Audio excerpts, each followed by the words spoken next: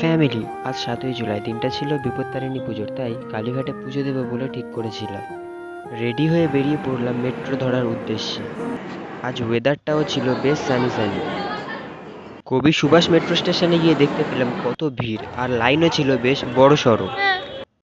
নেমে পড়লাম কালীঘাটে, সেখানেও একই রকম ভিড়। দক্ষিণেশ্বরের মতো এখানেও আকাশ রাস্তা তৈরি হচ্ছে। মন্দিরে ঢোকার আগে এক স্টলে জুতো আর ব্যাগ রেখে সেখান থেকেই ঠাকুরের জন্য প্যারা কিনে লম্বা লাইনে দাঁড়িয়ে পড়লাম।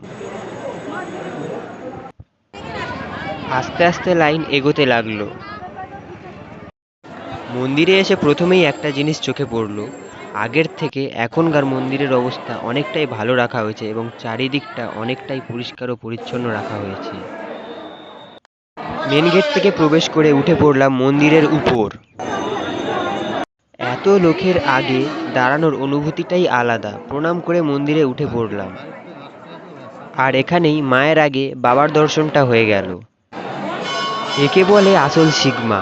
এত ভিড়ের মধ্যে একদম চিল পুরো। এবারে মায়ের দর্শন নেবার পালা।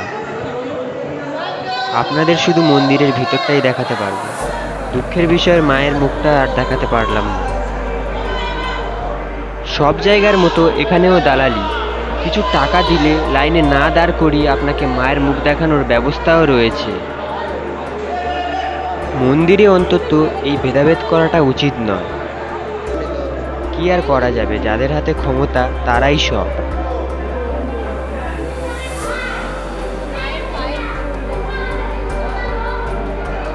এই শয়তানদের মাঝে মায়ের সেই অপূর্ব মুখ দেখে সবকিছু ভুলে যেতে বাধ্য তুমি। দর্শনের পর উল্টো দিকের গেট থেকে বেরিয়ে মা বিপত্তারিণীর পুজো দিতে বসলাম। পুজো সেরে এবার বাড়ি ফেরার পালা। দাঁড়াও দাঁড়াও, তোমাদের একটা জিনিস দেখাই। এই দেখো, এটা আমাদের কবি সুভাষ মেট্রো স্টেশনের ফিউচার ইনফ্রাস্ট্রাকচার, যেটা দেখে এয়ারপোর্টের থেকে কম কিছু মনে হচ্ছিল না।